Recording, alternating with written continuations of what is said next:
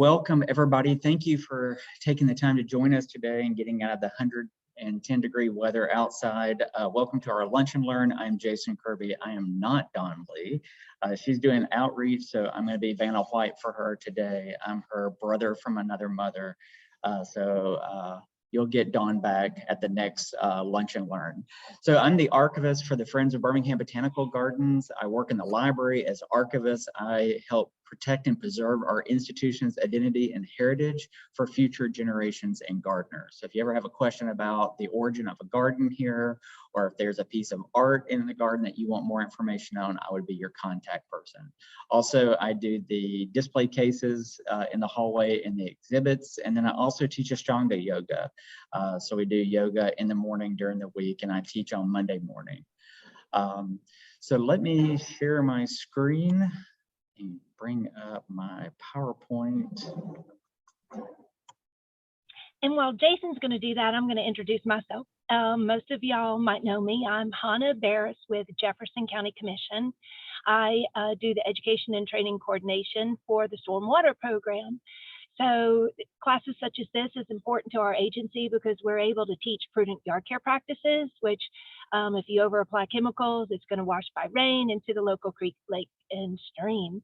And yard chemicals on the ground do the same thing in the waterway as they should on the ground. So be mindful, try not to use them before a rain event, and always follow the label. If you have any questions, you ought to know I'm a master gardener, be able to help and talk plants any day. I wanted to say thank you so much for this series. This is our 10th year. We're super excited. Being digital allows us the opportunity to have different speakers. This week, we're going to have Bo Broadbeck, who I learned about through his Raising Trees seminar series. And if you're interested after this presentation, his contact information is in the chat box, as well as the Facebook link, should you be interested in learning more about trees and all the programs that he does. He is also an extension specialist and an affiliate faculty in the School of Forestry and Wildlife Sciences at Auburn University. Bo holds a PhD in forestry and is both an Alabama registered forester and an ISA certified arborist. Over the past 17 years, Bo has worked in various facets of forest and urban forest management. He began his career as a forestry consultant before transitioning to become an urban forest specialist at Auburn University Extension, managing Alabama Hurricane Recovery Program, much needed. Over the past few years, Bo has developed a number of educational programs and publications to serve forestry and urban forestry communities in the state of Alabama. His research has also focused on urban forestry practices as well as migrant labor within the forestry industry. He currently serves on the research committee and as the trustee at the Tree Fund and as past president of the International Society of Arboriculture Southern Chapter. Welcome, Bo. Thank you so much for being here. Hey, before you get started, I was trying to share my screen with the partners and it's not coming up. Let me read out our partners real quick and then I'll turn it back over to Bo. So today's Lunch and Learn is Mature Tree Care, explore how to take care of mature trees in your yard. This is hosted by Friends of Birmingham Botanical Gardens. The webinar is part of the 2022 Brown Bag Lunch and Learn series at Birmingham Botanical Gardens, and is presented in partnership with the Alabama Cooperative Extension System, the Alabama Green Industry Training Center, the Jefferson County Department of Health, Jefferson County Commission, City of Leeds, Alabama, City of Birmingham Stormwater Management, and the Stormwater Management Authority. So I will turn it over to Bo. Thanks, Hannah, for introducing him. And if you have any questions, make sure you put them in the chat box and make sure it's linked to everybody because there could be somebody in the group that knows the answer to that question. Well, thanks to both of you for that warm introduction. It's a pleasure to be joining you on this webinar series. I absolutely love webinars. It's a great way for all of us to communicate, take a little bit of time out of our lunch schedule. We're all busy people, and it's just a great opportunity. I know in my webinar series, Raising Trees, I'm able to bring speakers in from all over the country. So it's great. I'm based on Alabama's Gulf Coast. Today I'm in Mobile, Alabama, We got a chainsaw safety course, getting ready a bunch of the city employees for hurricane season down here. But I was asked to talk today about mature tree care. And I can tell you all, this is a big topic. There is a lot of avenues that I could potentially take, and I'm going to take a bunch of them today. I will not completely cover the topic. There's just absolutely too much out there, too much ifs, ands, or buts to cover it all. But hopefully I'll hit some of the high points. And then if we have a few minutes, we can have some discussion at the end. I'm open to questions, to suggestions that you might have.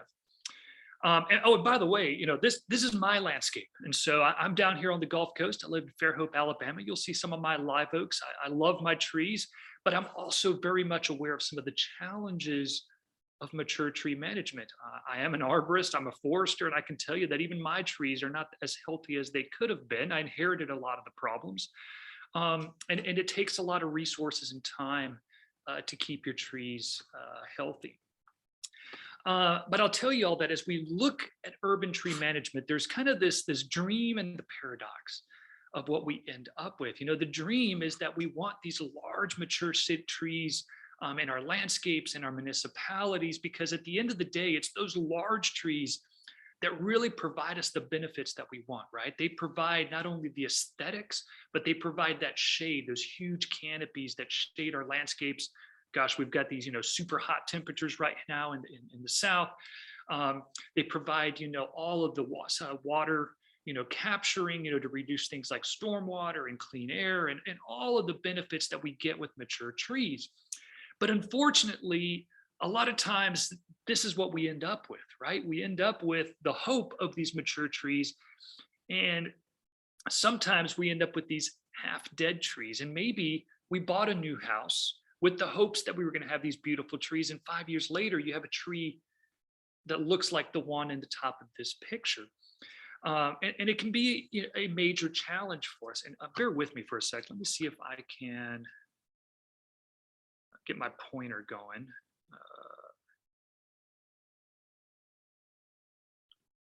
Let me see. Yeah, there we go. So, and we end up with trees like these in the top.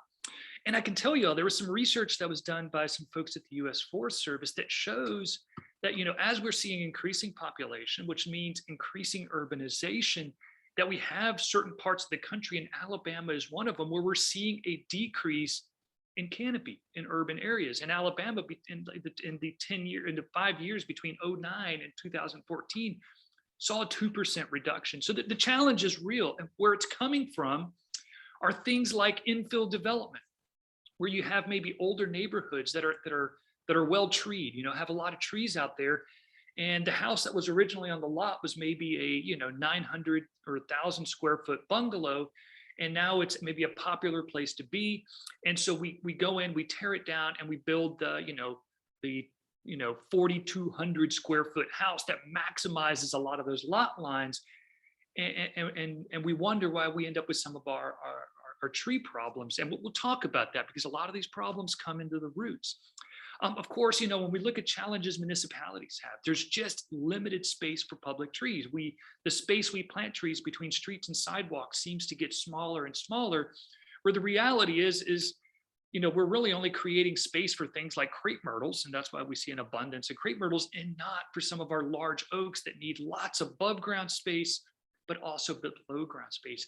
And we need to always be encouraging and make sure we have good public support within our municipalities for not only planting trees, but the maintenance. It's easy to plant trees. It is a real challenge, and it costs time and money and expertise to have people to make sure you maintain them properly, so we can get the longevity and reach maturity with some of those trees.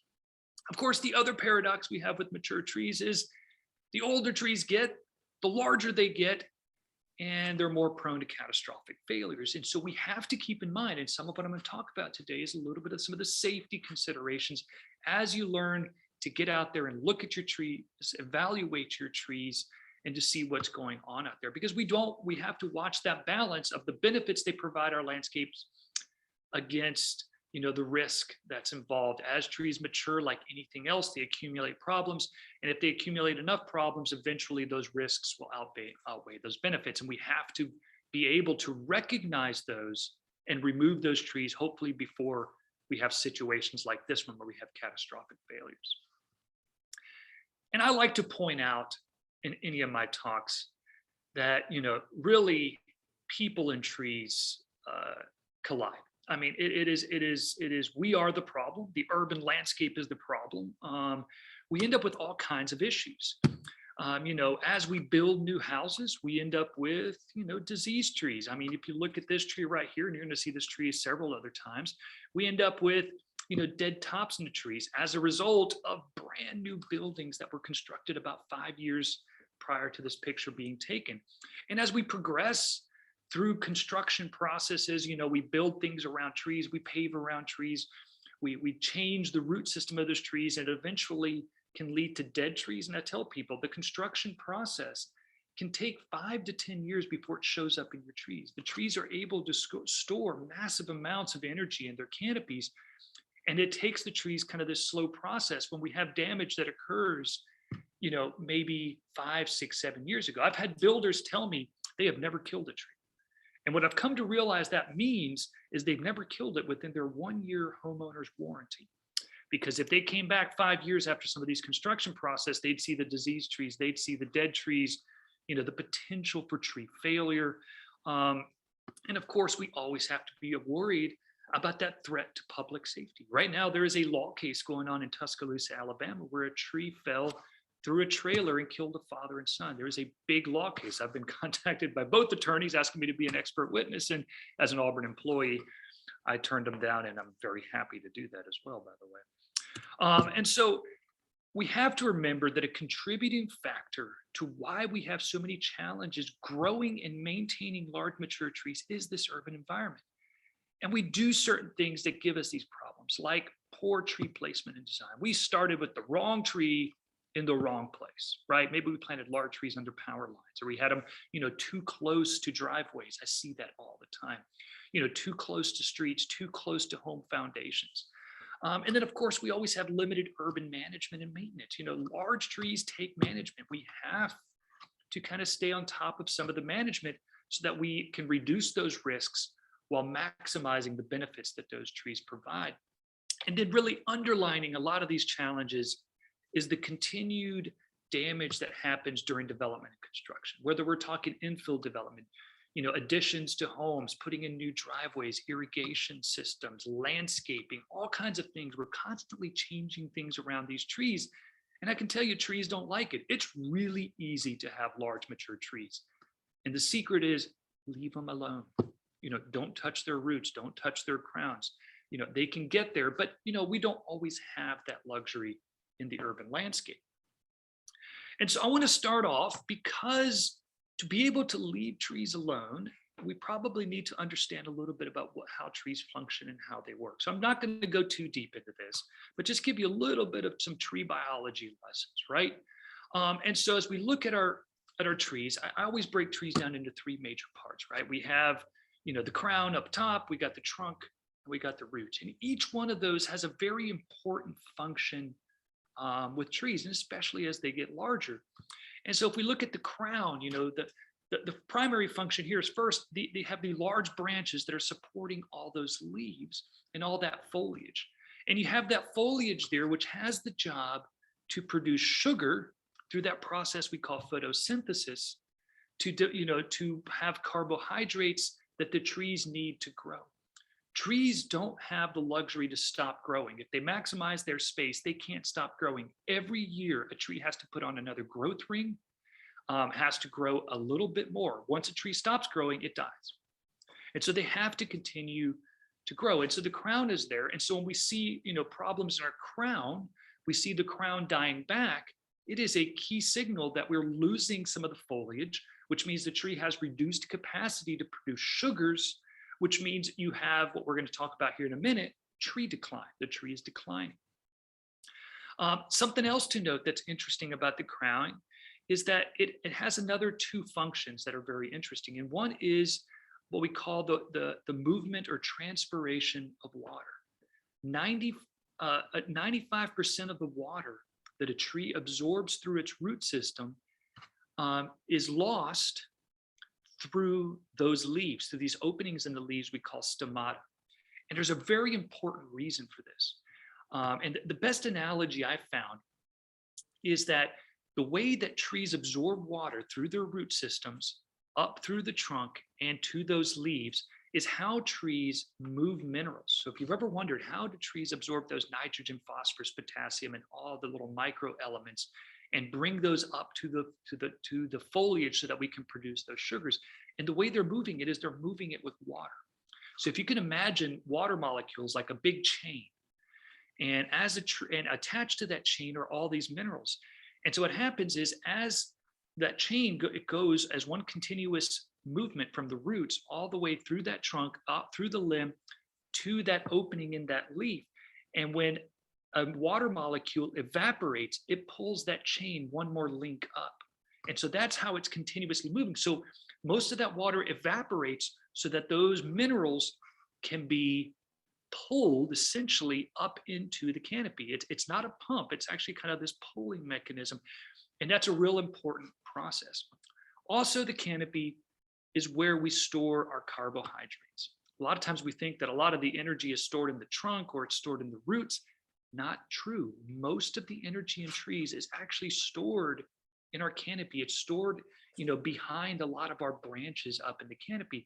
And we'll talk later about tree pruning and why you want to be careful about not over pruning your trees, because you're not only removing some of that foliage needed for growth, but you might be removing stored energy as well. Then we also have the trunk of the tree, right? Big function of the trunk of the tree is the support, right? It's the pedestal that holds that massive canopy, connects us to the root system.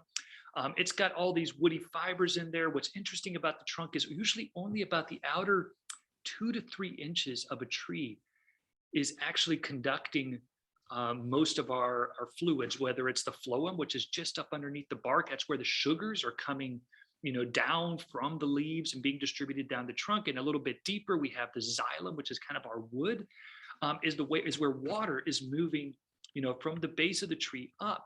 And the reason this is important is because when we wound trees, we not only wound the movement of those sugars up and down, but if we get deep enough and we get rot and decay inside that tree, we affect the ability of that tree to be able to move water up and down that tree as well. And then finally, we have the roots. We're going to talk a little bit more about the roots because there's an old adage that says, so go the roots, so goes the tree. And so the function of the roots, of course, is to absorb water with those dissolved minerals. I already talked about it, but also it's really important is the roots anchor our tree in place. If you look at trees, they're really wonders of engineering and biomechanics of how you can have these massive trees that can be 120 feet tall. The wind blows, and how the tree is able to anchor to the ground and not completely topple over. And the roots are an important part of that. And so as we think about mature tree management, when we think about trees, it's important to remember where trees come from and what some of their biological needs are. And so when we look at, the natural setting for a tree, we have, space, we have unrestricted rooting space. Just look at the picture in the background. We have lots of space. We have natural leaf litter, which falls down. We have decomposing branches, which, by the way, as they decompose, they turn into organic matter. So there's plenty of organic matter that's happening through this, natural nutrient decomposition process. We have natural drainage. As you increase organic content in the soil, the soils are able to absorb water better. You're going to have better drainage in those soils. The trees also have shelter and shade from surrounding trees. Very, very few species of trees grow out on their own. I know there's examples, but for the most part, they grow in these communities of trees we call forests. And they're able to share those resources and do a lot better. And what really is important here too is in the natural setting, we have a slowly evolving ecosystem, meaning we don't see sudden changes within trees. And if you just take a look at this picture, we had trees that used to be in that forest setting, right? And then in a period of about 6 months, we cleared the trees, we moved some of the surrounding trees, we scraped away that O horizon, right? The organic material. Sometimes we scrape away our A horizon, which is our topsoil as well. And then we start cutting away the roots. And very quickly, we completely alter the environment. And then we wonder why our trees are struggling 3, 4, 5 years down the road once those carbohydrates that are stored in the canopy have been used up. And so we have to remember that instead of a forest, we've grabbed forest trees and we've plugged them into a pretty tough environment out there, and an environment that is always changing. And it's that change that really gets us in trouble when we think about mature tree management. Because given time, trees can adapt to almost any environment, but it's that time that we don't often have because we're always changing it. We're always tinkering with our landscape. We're redoing our driveways. We're putting in, new patios. We're doing an addition to the house. We're re-landscaping. We're putting in irrigation systems. And all of this stuff is causing damage to trees.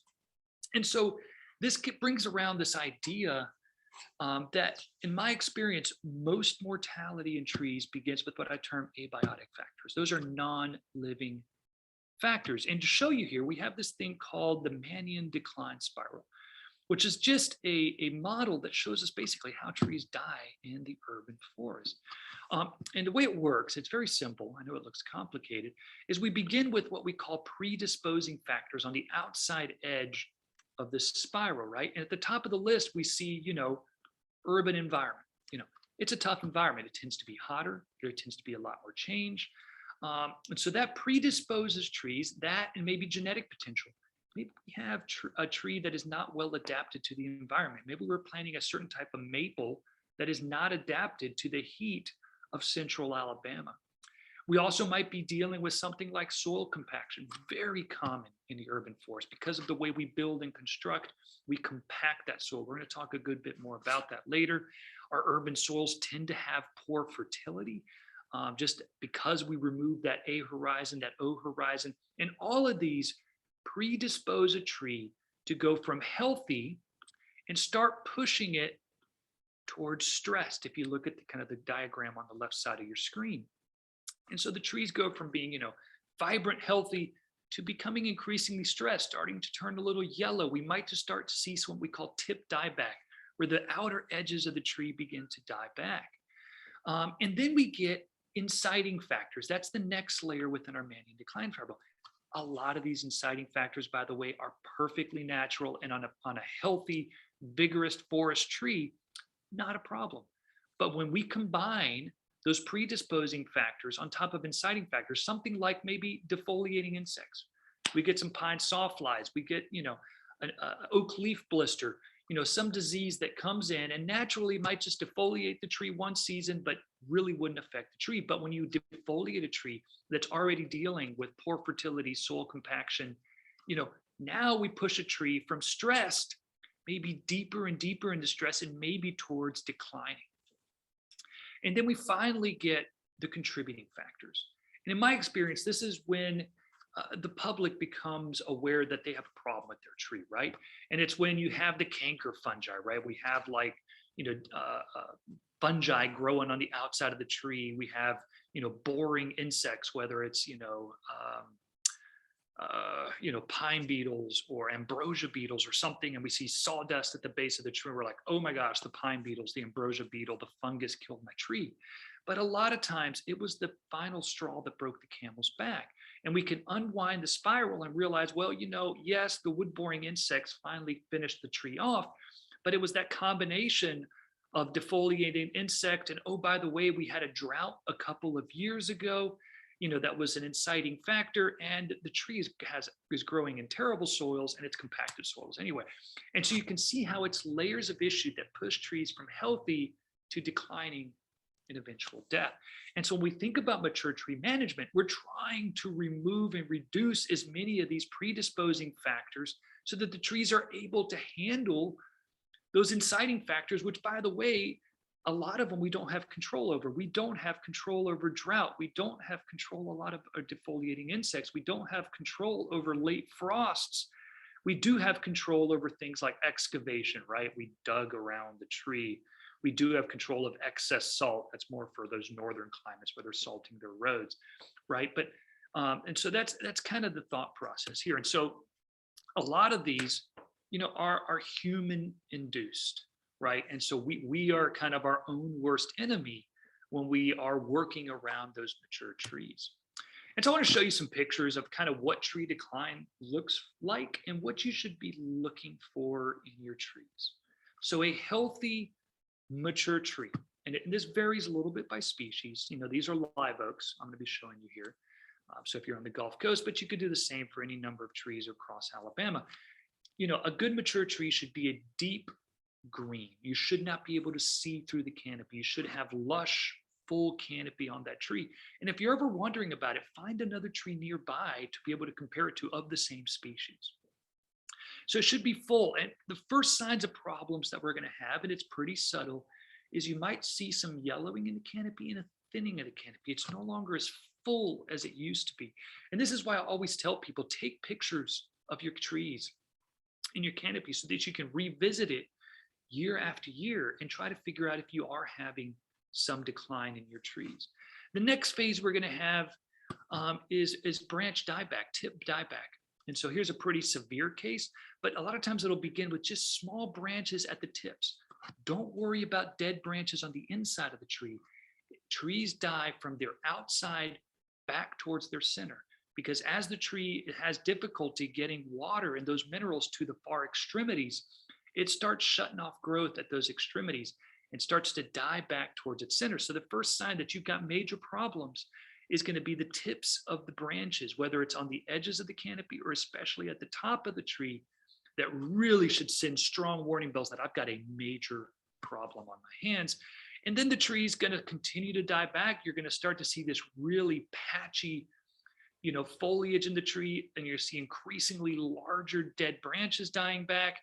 And then you kind of have this last ditch, what we call epicormic branching, where the tree is going to start putting sprouts in strange places, like on the trunk and at the intersections of large branches where we normally don't see a lot of little.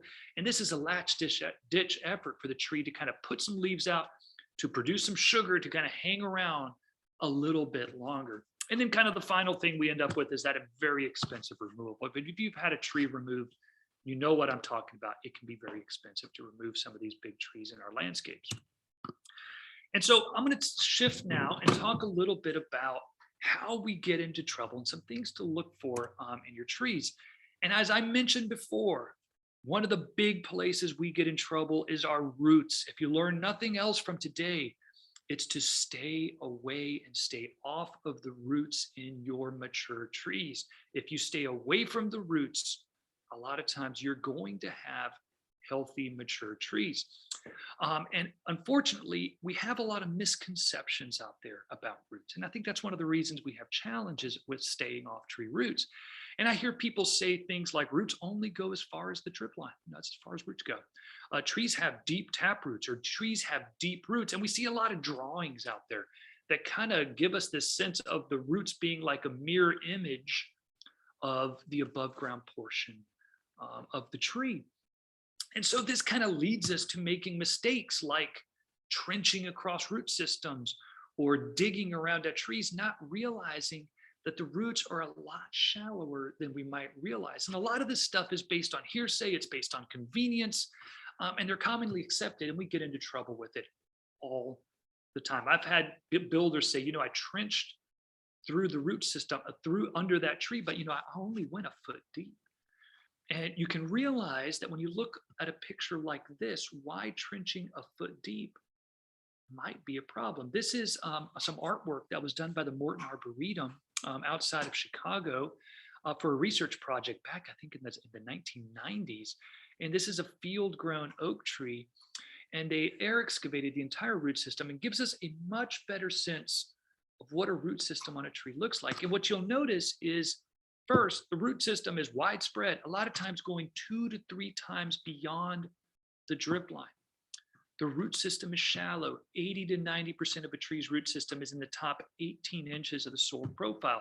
You dig down 12 inches through there, you might be getting a lot of roots in that tree. And we have to remember, the function of the roots is to absorb water, dissolve minerals, and provide structural support. So something that a lot of us don't realize about roots is that they not only need water with those dissolved minerals, but roots also need oxygen. And so as we talk about in a minute, as we compact our soils, we end up with some major problems with our root systems. Something else to realize about roots. So we have the big extended root system, but we also have this area called the structural root plate. And I love the analogy. That's why you see a wine glass on a dinner plate. If you can think of a root system as a wine glass on a dinner plate, where the dinner plate's the full extent of the root system, and the base of the wine glass is your structural root plate. So when you cut away a piece of that dinner plate, you're cutting away some of the roots that are able to absorb water and keep those minerals moving up into that canopy. And so when you cut some of that dinner plate away, you might start to see some tip diebacks in part of your tree, right? When you start getting close enough where you're cutting away the base of that wine glass or that structural root plate, you are now certainly affecting the tree biologically, but you have the potential to affect the tree structurally. So safety now becomes our primary concern, not is the tree going to die or not. And how big that root plate is dependent on the tree's diameter at breast height. That's what DBH means. You measure it 4.5 feet off the ground. So a tree that is 8 inches, 4.5 feet off the ground is going to have a structural root plate, a radius of 5.5 feet. You get up to a much larger 48-inch tree, it's 12 feet. And so you realize that when you start trenching closer and closer to trees, you might affect them structurally and have trees that might fall on your property rather than just lose the value of that tree to your landscape. So this is why one of the major issues that we have is root removal.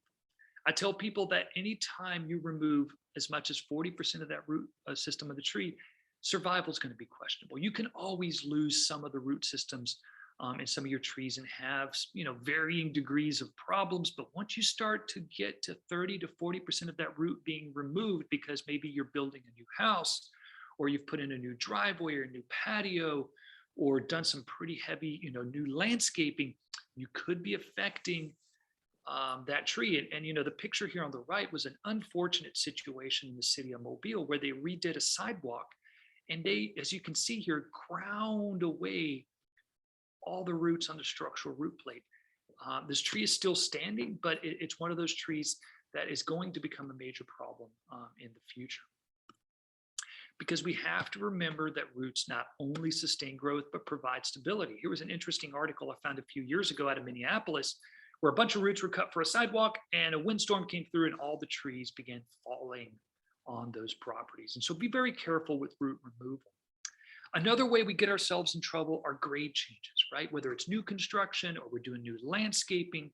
And we have a tendency, of course, when we drop the grade, we're cutting roots, right? Because we're removing roots. But when we do fill, we got to be equally concerned, because roots not only need moisture, which is coming from the atmosphere, right? Most of the water is coming from rain, not from some deep aquifer, unless your tree is right next to a pond or a lake or something. But roots also need oxygen. And so when we bury a root system, we add, 6 inches or a foot of fill over that root system. We are not only limiting water, but we're limiting that oxygen that gets down into those roots. That is why roots are so shallow. They need that water, they need that oxygen, and that's where the organic content is. The picture on the right is a really cool study done at Florida where they purposefully planted trees too deep, and look what those roots did. They grew right back towards the soil surface. Just a cool picture. And so when we add soil, and in some cases, by the way, adding mulch can be equally problematic. If we are continuously adding layers and layers of mulch under our trees year after year, we can be burying that root system under all that organic material, especially if it's not decomposing very quickly. And so you got to be careful, because as you start to bury that tree, where the tree now looks like a telephone pole in the ground, I don't see the root, some of those big structural flares to those roots. We can encourage things like girdling roots, where roots start to kind of girdle around the base of the tree. Y'all see this on these, where the roots are girdling because they're starting to grow up around the base of the tree. They can start to circle in that rich organic material that we're piling around the base of the tree. And we can encourage girdling. The other thing we can sometimes have is encourage decay. So as we bury the trunk of that tree, whether it's in soil or mulch, we are keeping that trunk consistently wet and moist, and we are encouraging fungus. And so whether it's something like this one, which is weeping conch, another one that really likes this is armillaria, which is very devastating to trees. And so if you have trees out there, You need to pull that excess mulch. If you've buried the root system, you need to try to remove some of that excess soil so that you don't suffocate that root system, and certainly don't encourage any fungal problems around your trees. Here's some trees on Auburn University's campus where they changed the grade, but they put them in wells. And I can tell you that wells like this don't work. We're going to talk about a concept of what we call the critical root zone in a bit. If you were going to do wells, they would have to be much larger. They would have to extend, way out here so that you stay away from that root system. Because what's happening here is you're burying these roots. And as you bury these roots, all the roots that were extending out here are not getting the moisture they need. And so those roots begin to die out. And as those roots begin to die out, they begin to rot. And so you end up with trees failing like this one on the left side of your picture. And if you look at this failure, you do not see a lot of roots in here. The tree is basically in a big container. So burying root system, a problem. Wells don't fix the problem. Just be aware of that. Question always comes up, well, can I add soil? How much can I add? It's going to depend on the texture of your soil. If you're dealing with a pure sand, which allows a lot of air and water movement, 8 inches is probably fine. If you're dealing with a pure clay, like a potter's clay, as little as 1 inch could be problematic. For most trees, we're going to have a mixture of soil. So, once you start getting 4 or 5 inches, around the base of a tree, across the entire root system of the tree, it's going to become problematic. It's not a big issue if you put a little bit of excess soil for maybe a driveway just across a piece of the root system. The problem is when you're changing that grade, around most of that tree's root system. Now, the other major problem we have with mature trees is this idea of soil compaction. This one is the one that gets most of us because it's easy for it to happen, and it happens slowly over time. An ideal soil is made up of 50% minerals and 5% organic material and 45% pore space. This is open space, a place where the water and the oxygen can be. Think of that potting soil you bought at Lowe's or Home Depot, right? It's light and fluffy. It's because it has a lot of this pore space in it. And what happens when construction is we're running heavy equipment over the top of the soil. We're parking up underneath trees. Maybe huge crowds are walking under the trees. And if it's heavy enough, a lot of times the feeder roots, which are right up underneath that mulch or right up underneath your grass, get crushed. And then the soil profile gets crushed. We crush out that pore space. We just crush that soil. And it can happen fairly quickly. A study done by Kim Coder at Georgia found that, as little as 3 passes, especially on a wet soil, can compact the soil down to 95%. Go from, 45% pore space and just crush that right out of your soil surface. And a study done in the 90s found that, once you get down from 45% pore space down to 12% pore space, all root growth stops in trees. Now the tree's basically trying to grow through concrete. A lot of different ways to compact it. Obviously, the heavier the piece of the equipment, the bigger the problem. But, vehicles can be an issue, certainly if you're constantly parking on your tree. And I've even seen cases, and it's not usually a landscape issue, but, in public spaces, we have huge crowds that congregate under trees, on a regular basis. Even people can compact those soils, especially under wet conditions. So what happens to trees under compacted soil? Why is this such a big issue? Well, the first thing is soils become what we call anaerobic. There's no air. There's no air movement in and out of the soils. Decomposition continues in the soils. Decomposition releases carbon dioxide, and then you end up with these pockets of carbon dioxide, which don't allow a lot of the microorganisms that trees depend on for growth, and roots can't grow through carbon dioxide heavy roots. And so you end up with root death with compacted soils. And so what happens to trees under compacted soils? Well, the first thing is they end up with these short, stubby roots because you're trying to grow through these heavy, hard soils. You also end up with very shallow rooted trees. The question always comes up with, when I first planted my tree, I didn't see any roots, but now, 10 years later, roots are popping up in my landscape. And a lot of times what's happening is that is a compacted soil. And as the tree grows in diameter, the roots are growing in diameter. And as a result, now they're starting to pop up in your landscape because those roots have to be shallow because they need to get that water and they need that oxygen. Because the soil's compacted, they can't go any deeper in that soil profile. And so this results with trees having less physical space for roots. The roots, instead of having maybe 18 to 20 inches of soil profile to grow in, are now trying to grow in the top 2 inches that are so that they can get that water and oxygen, and this leads to more physical damage, more conflicts with sidewalks, with streets, with mowing equipment, and so then we are constantly damaging those roots more and more, which leads to unhealthy trees. And by the way, shallow rooted trees are less wind resilient, because they're so shallow. When we get big rain events, the top few inches of that soil become saturated. As trees rock in the soil, they start to loosen that soil, and you see trees topple over a lot easier.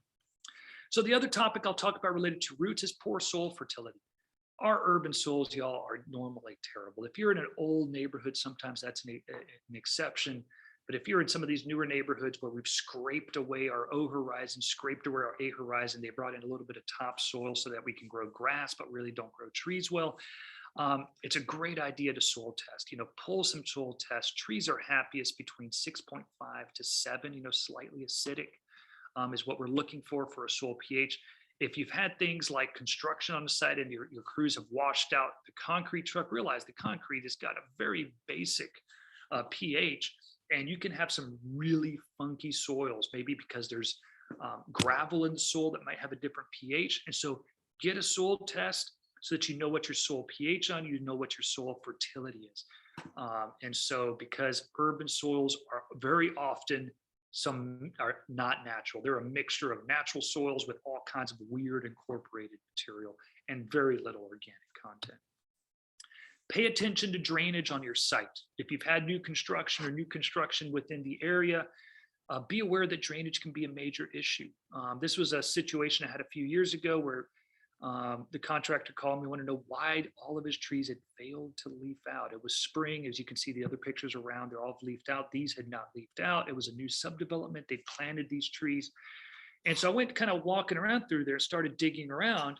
And what did I find? I found that the soil wasn't draining. They had, when they installed that landscape, they had a subsurface below that wasn't draining because they'd compacted it. They'd added a foot of fill to grow some of this material, but it wasn't draining. It was holding water every time it rained. Most tree species don't like wet feet. And so if you've had something that might change the drainage on your site, be aware that the symptoms of a tree that's getting not enough water and too much water are almost identical. Trees will have yellowing leaves. They'll drop their leaves. You'll see tip dieback. And so sometimes the best way is to get out there with a post hole digger, dig down 12 to 18 inches and take a look at that soil. If it's sopping wet, you have a drainage problem and need to figure out how to fix it before your tree dies. And if you're planting a new landscape and this is what you're dealing with, plant a species that likes wet feet, those swamp species, things like bald cypress, black tupelos, river birches, things like that.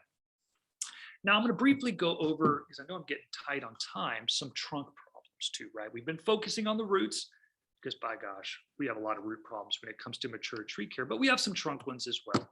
And the big one is physical injuries, right? We ding the tree with the mower, we ding the roots with the mowers, that constant wounding the trees.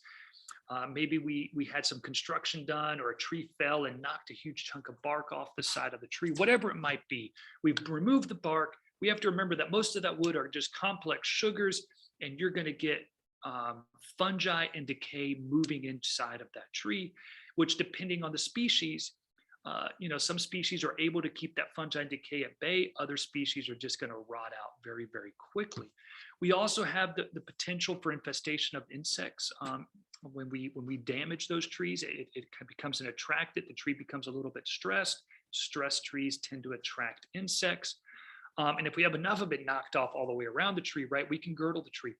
As I mentioned to y'all, the sugar conducting vessels within the tree are located usually less than an inch deep into that tree. So it doesn't take a big wound to girdle that tree. And over time, we get a formation of weak structure. And it's important to recognize that trees don't heal, they seal. So when we damage a tree is not like our skin. It's not going to knit itself back together. Instead, it's going to put on these growth rings like we do, right? Trees put on a growth ring, and it's going to try to start sealing over that wound. And here was a big wound on this tree, right? Probably from a tear out from an old branch. And what's happening is you're getting this seam, and that's where the tree's trying to seal over that wound, but it's a slow process. And so when you have large wounds, It can take the trees years to seal it over. And then we get decay in there. And that's what we're seeing here. The fruiting bodies of an armillaria, a Ganoderma decay pathogen that's starting to rot out the inside of this tree. Because once we open up the heart of that tree, a lot of that wood is no longer really alive. It's there as kind of an I-beam to provide structure. We've opened it up and now decay is going to be in there. And we have no methods to control decay in tree. We don't have any products once they're in there. And so the way to avoid it is don't open up your trees. Don't damage those trees if you can help it at all. Because as over time, as we decay the insides of those trees and we have things like storms, we have the formation of weak structure, and then we can lose trees and maybe to catastrophic failures. Something else to look for in your trunks is evidence of cracks, right? We maybe have had some big thunderstorms that come through. Maybe you've been brushed by a tornado. It's a great idea to go out there and evaluate those big trees and look for evidence of cracking. You know, if you got big forks in your trees, in the trunk of your tree, look for those cracks down. Look for kind of that fresh wood that tells you it's a fresh crack on your trunks. You know, look for those cracks. If you see trees with cracks, it is time more than likely to have that tree removed because it's in the process of failing. And especially if it's overhanging your home or your driveway or someplace where you spend a lot of time, you have to start to evaluate the risks versus the benefits of those trees. The other place we get ourselves in trouble is over raising our canopies. This is another one I can't stress enough. It happens in two ways. Sometimes it's a natural process, and that's what I have here, this picture on the right, where these trees used to be in a forest of trees. And so because trees are in a forest, they're competing for light. So the trees grow these tall, spindly trunks, and then the canopies open up way up high. And while these trees have other trees around them, that's perfectly fine. The trees work together as a unit. But when we suddenly open them up and we remove all the trees around them, because in this case, we built a new subdevelopment, now these trees have a greater potential to fail in storm events because trees tend to bend halfway between the roots and the lower canopy when we have big wind events. And so that's where kind of what we call the bending moment when we have wind. And that's what the diagram on the left is showing you. And so as you raise that canopy higher and higher, you raise that bending moment from down here to somewhere in the middle up here.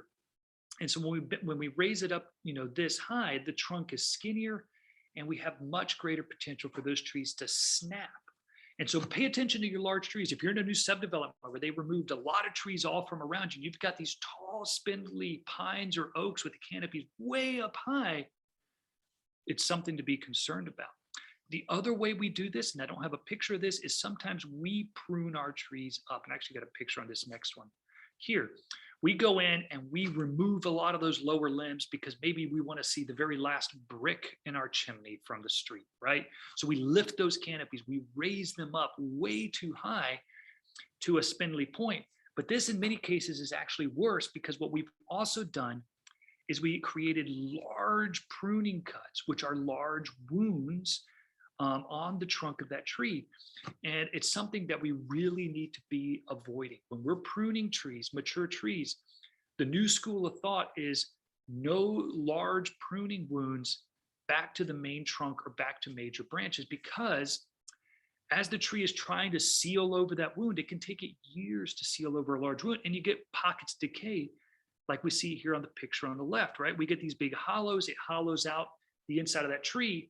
And now all this piece of tree, right, up here has this weak spot right here because of a pocket of rot, a hollow, and it makes the trees risky. So large pruning cuts is something that should really be avoided. And here's a couple guidelines. If you're thinking about removing a branch back to the main trunk, if it's less than half the diameter of the main trunk, there's probably few consequences of the removal. The tree's going to probably be able to seal that over. If it's more than half the trunk diameter, or large enough for the tree to have heartwood, and heartwood is basically no longer conducting any type of water movement, defects are likely. You're going to get rot inside of that tree, and you need to think about shortening that branch rather than removing it back. And that's a pruning talk. That's what we call reduction pruning. So you reduce the length of that branch, maybe it's rubbing on your roof, rather than taking it all off back to your main trunk, creating a huge wound that's going to rot out. Instead, we can reduce that branch back to maybe some smaller lateral limbs so that we have a few smaller cuts out there rather than a big one on your main trunk. And I hope I made sense. I'm going through this pretty quickly. Of course, never top your trees, right? Topping is where we indiscriminately come in and we just take the top out of the tree. Here's a perfect example on the left. A couple reasons. One, you're making large pruning wounds, right? All in the canopy. The second thing that's happening is the tree is going to have a flush of growth. Just like when you top your crepe myrtles, right? You get that flush of growth, coming off. But the problem with large mature trees is, this is maybe happening 40, 50 feet up in the tree. And as those branches get larger and larger in diameter, they're attached to a rotten column of wood. And then as these get bigger and bigger in diameter, you can see there's just not a lot of wood attaching this tree to this rotten column. And eventually they start to peel out and they fall on your roof, they fall on your car, they fall on the street. And when that starts to happen, you're done. Now you're having to remove the tree. If you're trying to reduce the height of the tree, we do have some reduction techniques, but it's never topping. So never top your tree. I see it sold all the time as reducing the wind sail, improving the wind qualities of your trees, but it should never be done. Something else that I see happening with trunks in urban landscapes is irrigating the trunk of the tree. So irrigation is fine in the urban landscape, but if you have any type of above ground irrigation system, be sure that that irrigation is not spraying the side of your tree. Because if every goes off, a few times a week and it sprays the side of that tree, it keeps the side of that tree moist. A lot of times you'll note it because there'll be a lot of moss, growing on the tree. And as you keep that tree moist, you're increasing the chances for fungal disease. There's actually a tree there at the Botanical Gardens we saw a few weeks ago where the spray head is constantly spraying. It's a cherry, constantly spraying the side of that tree. And it has got massive sapwood rot. And when I spoke to the staff, it looks like that tree is going to be removed or probably already has been removed. And so you're just encouraging decay. So be careful with those above ground spray nozzles that you're not spraying the tree. And the last thing I think I'll talk about with trunks is herbicide damage. Y'all be very careful what you're spraying out in your landscape. I'm a fan of herbicides, but you've got to be careful. You've got to read your labels very, very carefully. I'm very disappointed with some of the products up there. I got one down here on the bottom where it has the restrictions and it has like all these bulleted lists. And the very last bullet it has, you have to have a magnifying glass, by the way, to read it, says, do not use under trees. By the way, this is a weed and feed from a very well-known company. So be very careful with weed and feeds. Read those labels carefully. I get herbicide damaged calls every year, usually sometime in the spring or early summer. Be aware that we have different modes of activity. Some herbicides are foliar. Some herbicides are soil active, meaning they're absorbed by the roots. If they're absorbed by the roots and you're putting it down in your lawn to control those broadleaf weeds, well, guess what else is a broadleaf plant? Trees. You're likely to be also getting some of that absorbed in your trees and end up with what you're seeing here. See this kind of patchy growth, in these trees, classic herbicide damage in your trees. A couple other ways that people get themselves in trouble is, spraying roots that have been recently nicked by a mower. It can be injected, spraying thin on the side of thin bark trees, or if you have any sucker growth coming from the base of that tree, spraying some of that sucker growth, getting absorbed through those leaves and ending up in the canopy. So just be careful with that. So real quick, because I know I'm out of time, I'm going to go through some quick tree healthcare strategies. If you're building around trees, you're thinking about disturbance around trees, identify your critical root zone. Very simple formula. You take your diameter of breast height, measured 4.5 feet off the ground, and you multiply it by 1 foot. So for every inch in diameter, you have 1 foot in radius. And so basically, if you can stay outside of this area, you have a pretty reasonable chance that the tree is going to survive the construction process, the remodeling process, whatever type of root disturbance that is going to happen within that trees. If you have to get across that root system on the tree, don't let the contractor do what they did here and just willy-nilly drive their equipment and compact the soils, ding the sides of the trees, damage some of those roots out there. Instead, plan your travel corridors and put 12 inches of heavy mulch. It can be out of the back of an Asplund truck. 12 inches of mulch, it reduces that compaction. Fence off the root zones of those trees so that nobody can get under there. They can't put the porta potty, park their pickup trucks under there. Stay off those roots if you're building around trees. If you're installing irrigation, you don't want to do your irrigation line across the root systems of the trees. Instead, they should be coming in towards the tree with those sprinkler heads towards the tree. We have less chance of cutting away some of those big critical roots within the trees. If you're dealing with sidewalk or driveway issues, don't cut those roots. If you're going to start cutting major roots because of your driveway, you probably need to start thinking about removing that tree because you're going to end up with canopy problems. So things you might consider is paving, just adding a little bit of soil and just pouring your concrete over it, having an uneven driveway if that's possible. Do cutouts if that's not possible. Do things like rock dust or gravel in your driveway. I know every situation is a little bit different, but you don't want to cut those roots. Be innovative and work around those trees. You might even consider bridging in some cases, but once you start cutting big roots, so go the roots, so goes the trees. Mulch around trees. Can't say enough good things about mulch, y'all. They provide organic material. They improve soil fertility. It's going to improve drainage and air and water absorption. It's going to improve your microorganisms in the soil. It's going to reduce compaction. You're going to have fewer, mower complex. If you have roots that are constantly from large trees that are getting nicked by the mowers, put mulch down and stop nicking those roots because you get an introduction of fungus and you end up with problematic trees. And at the end of the day, all we're doing with mulch is mimicking nature, right? Trees have mulch that they need that organic content. And don't plant lots of dense landscapes under stress trees. If you have a tree that's already not healthy, don't be planting a lot of competition up underneath it. With pruning, real quick, all I'll say about pruning is as the older trees get, the less we want to remove from their canopies. If a tree is mature and in poor health, probably less than 10% because the tree doesn't have the energy to seal over all those cuts and doesn't need to be losing that foliage it needs for growth. If it's a young, vigorously growing tree like the one on the bottom, you can remove as much as 25% of that canopy in a single pruning, but the older they get, the less we remove. Evaluate your trees annually. It's a great idea to go out there and once a year, take a good critical look at your tree. And avoid misguided management, right? Fertilization is the one I hear a lot. Everybody wants to fertilize their large mature trees. Don't do it without pulling a good soil test kit first and figuring out why you're fertilizing. These large mature trees have adapted to those environments. And a lot of times when we start throw, especially a lot of nitrogen on those soils, we can do some really weird things to trees and have the opposite effect than improving health. We can actually decrease tree health in the long run. Be careful with things like soil amendments, compost teas, mycorrhizae, inoculants, all these, a lot of them have poor science behind them. You're just wasting your money. Be careful with things like air fracturing, where you kind of inject air into the soil and try to decompact the soils. There are techniques with incorporating organics into the soil that can be done, but just be careful with some of those. And be careful about treating symptoms, carpenter ants, lichens, mistletoes. Sometimes you're treating the symptoms, not the problem. And all I can say is hire professionals with mature tree care. You want to hire an International Society of Arboriculture certified arborist. These are when we go to the doctor, we don't hire people that didn't go to med school and don't have the knowledge. We need to hire the same thing when we care for our trees, because I see trees whose lifespans have been drastically shortened through poor tree care, poor pruning practices, especially is one that I see all the time.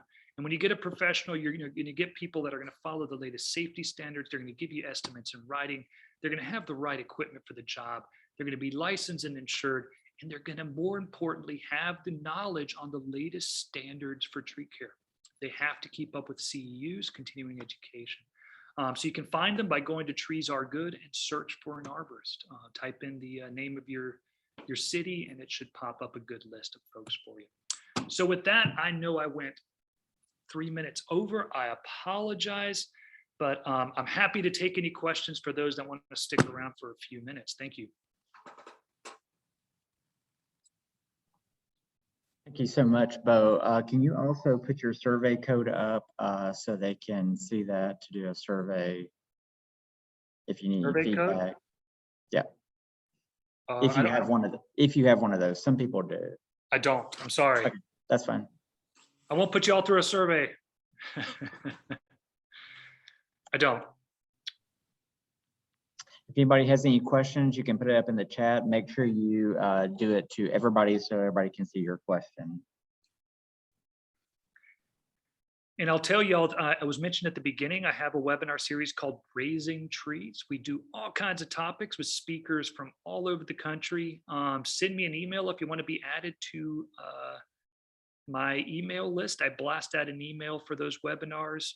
My next speaker is going to be Dr. Dan Herms, coming out of Ohio State, talking about abiotic factors in trees. So he's a well-known researcher. And so check us out. And also check out our Alabama Community Forestry Facebook page. We post those webinars there. You can go back and look at some of our recordings. We've had some wonderful speakers on there on a wide variety of topics. Bo, we have one question from Pamela Murray. She says, any particular advice on protecting or preserving hickory trees? She has a hickory tree in her backyard. I suspect it's quite old. You know, there's nothing that's specific to hickories. You know, the concepts I talked about, look for any evidence of root damage. If you suspect that the trees have had heavy root damage, maybe it's new construction or something of that nature.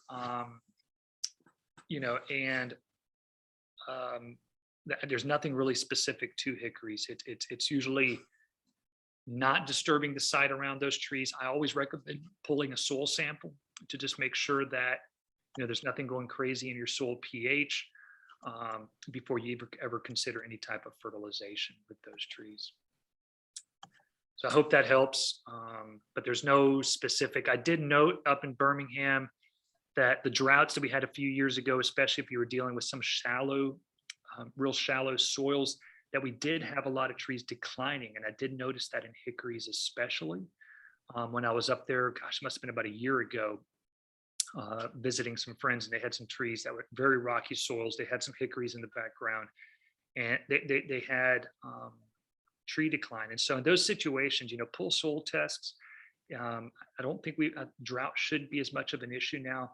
If we hit periods with lots of not much moisture, you might consider irrigation if there's no restrictions within the city. Bo, Pamela also asked, is pine straw okay as a mulch? Yes. I don't have any particular favorites. It's a lot of times the type of mulch that you're looking for, there's a bit of an aesthetic quality. So we have to remember whether we're dealing with pine straw, pine bark, any type of a wood chip, we're talking about that material decomposing over time. So as long as it's decomposing, it's fine. The stuff I'm not a big fan about, there's some, I see sometimes, stone used around trees, or there's now like a new rubber, chipped up rubber tires as kind of a mulching aspect. And while it produces some of the decompaction benefits, you don't get that decomposition of that material, which provides those nutrients that trees need. That's what that organic content's doing. So pine straw is perfectly fine. We have another question from Bill Lewis. Can you use sealer to cover bark removal injury? No.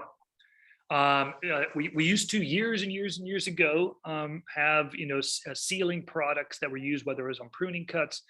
And what was basically found is a lot of those sealers locked in some of the moisture and made decay more of a problem. So a lot of times now, if you've wounded that tree, there's not a lot you can do. You don't want to paint it over because you're probably going to make the problems worse. It's the same concept with filling cavities with foam or concrete or bricks or whatever we've used.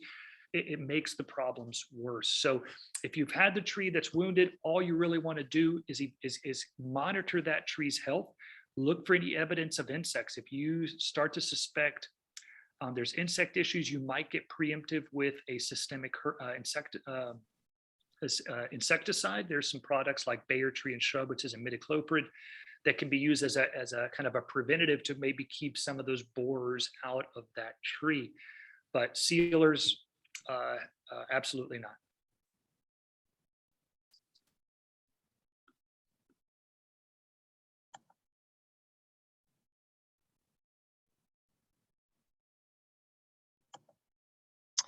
We have another question. Is there something we can put on suckers of a health crepe myrtle to get rid of them, but not the tree? I think that's a healthy crepe myrtle from Yeah, Renee Lumpkin. no, you're gonna, if you've got sucker growth coming up your crepe myrtle, I'll tell you, a lot of times when we see sucker growth on trees, it's an indicator of a tree that is not in the best of health. And so we see sucker growth in trees that are maybe in early to mid-size, mid phases of decline. You'll see probably more sucker growth in crepe myrtles that you're topping. And so because by continuously topping that crepe myrtle to have that effect that some people like, you are stressing that tree. And when the tree is stressed, it's going to put out excess growth in other places. And sometimes you'll see that sucker growth at the base of the tree.